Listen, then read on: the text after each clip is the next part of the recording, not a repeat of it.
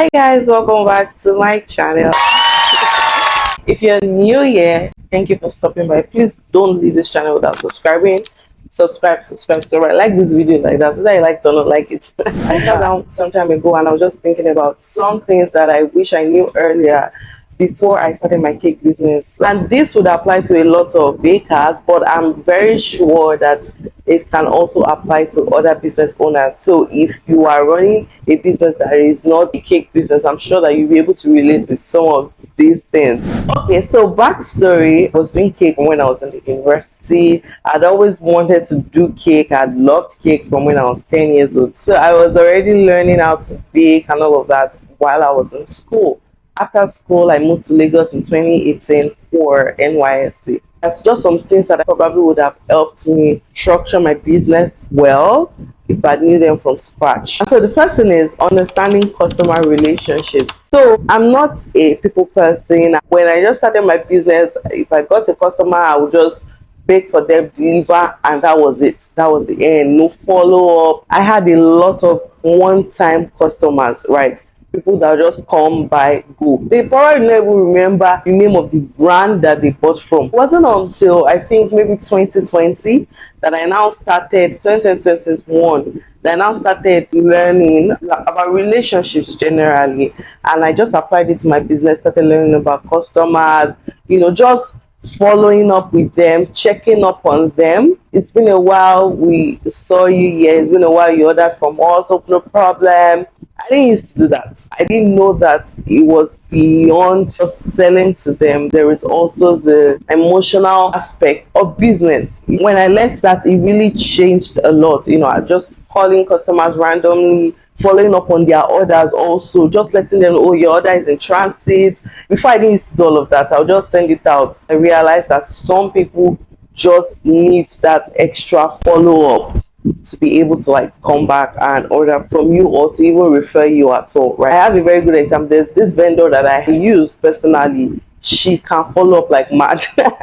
She'll be like, hi crewmates, good afternoon, I'm just checking up, hope all is well, how's business going, hope Nigeria is not getting to you. And even though I have a lot of vendors that sell what she sells, I always go back to her because she's the one that I feel like she's more interested in the welfare of my business. And so that's how a lot of customers also are. Would always go back to the vendor they feel like, more than just collecting my money, this person is still interested in how I'm doing, right? So that's one thing I wish I knew before I started my business. The second thing is stick to your order structure. I was a home baker at some point in time, and so because of that, sometimes I would just inconvenience myself to send out my client's order. Some people say, oh, can I have the cake delivered latest by 8? Guess where they are living? Lekki. Where was I was living in Abule back then. So I would set my alarm, I wake up by 5, pack their cakes, book a ride so that I can get to them by 8. I did not necessarily separate my personal life from my business life. Everything was just intertwined. And I eventually now got my store. It was difficult for those set of customers to understand that I cannot deliver before 9 a.m. It didn't make sense to them. So they were like, I don't understand. Why can't you deliver before 9 a.m.? I need it before 9 a.m. I explained to them that the bakery opens at 9. There's no way we will deliver before 9 if the bakery opens at 9. And in fact, I even remember one customer telling me that, Clement, can't you just quickly go to the bakery and send it out by 6? Then you go back home and you open by 9. Do you understand? So I did not stick to an order structure. I didn't stick to a process in terms of how your order comes in, how it goes out, what time, all those kind of things. And it's just caused a lot of, I won't say trouble, it just caused a lot of, let me just use trouble for lack of better words, when I eventually scaled up, right? I wish that I knew earlier that, okay, you can set time apart, let them know that 9 is 9, 8 is 8, we don't do before this time, we send out at so time. Because see, Nigerian customers will stress you. Why is it that it's after you have placed the order that you remember that you are traveling by 9? And so you want to get the cake before 9? So just sticking to a particular process, both at the bakery and to customers, has really helped a lot, and I wish that I learned that earlier. The third thing is packaging is just as important as the quality.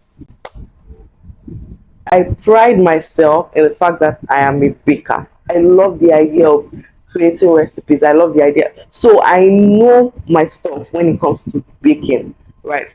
And so when I started the business, I was too focused on the quality that I forgot that if the quality is great and the packaging is not nice, people buy with their eyes first before we taste, right? So I remember when I first started selling cake slice, I would sell it in I can't, if I find a picture, I'm going to put it there for you. You know, I would sell it in like all these disposable plates, then I would clean, film it.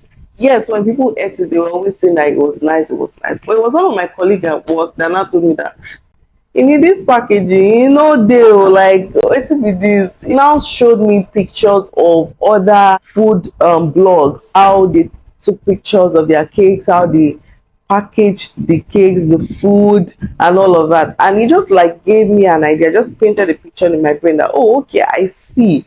At the end of the day, it's great that your product is of good quality, but if the packaging is not great, people would not even know that the product is good, right? So packaging is just as important. So I realized late that it doesn't matter if your product is good, if the quality is amazing, if it's top notch, people will sit by with the looks first. Unless if it is like maybe word of mouth, even if it is like referral, right? They still want to see something pleasant, and then when they eat it, they can now like it matches what it looks like. Do you understand? I became intentional about the packaging, right? So I first of all started sharpening my decorating skills. I wasn't bad with decorating per se, but I'm such a basic person when it comes to decoration. I'm like, okay, as long as it looks good, no problem. But then had to now start paying more attention to how it looks, how the package looks, how the box looks, what kind of box are we using, what kind of bag are we using, what kind of pack are we using for the cake slice, what kind of, all those kind of things, all those little things, what kind of bottles are we using for our drinks. Those little things helps a consumer make a buying decision. Yeah, packaging is just as important as quality. That's number what? I think it's number three. Okay. Understand the business of your skill. See, having a skill is great, but if you're planning to like build a sustainable business, you need to understand the business of that skill, right? So yes, I'm a baker, I'm good at baking, I love baking. When I was in school, I would even be, in fact, I would just let them pay for ingredients most of the time, right? I would just buy ingredients, bake and send to them. That one is an hobby. That one was not a business. Building something sustainable, something that will last long, I need the profits. And to be able to make the profits, I need to understand the business aspect, right? So I had to do a lot of reading. In fact, was that during that time I was not saying that I should have just studied maybe business admin in school. Now why did I do computer science? Anyway, my computer science degree did not waste, so that's why the right. So I had to do a lot of reading, I had to do a lot of research, I watched videos, I read a lot of books. Oh my god, I think that from 2020 to 2022 I spent it reading. So I read a lot of books. I would pray, just ask God for wisdom, but at the same time, I would ask from people that have gone ahead. I attended classes, short courses, and all of that. I interned with people just to have an idea of how to run this thing called business, right? At the end of the day, if you know that this business that you want to do is business, you need to understand the business of that skill. And as much as there's a lot of generic business lessons, like lessons that you can learn and apply to any business, I still believe that there are lessons that you can learn for specific industries, and the earlier you learn it, the better. And the final point is this one. I'm sure that almost everybody can relate to this one. Be certain of your pricing. Like sometimes you just do acknowledge that okay, I bought flour 5,000, 5,000 plus 1,000 plus 2,000. Okay, 8,000, and let me just add profit of 2k. 10,000. Okay, the cake is 10,000 naira.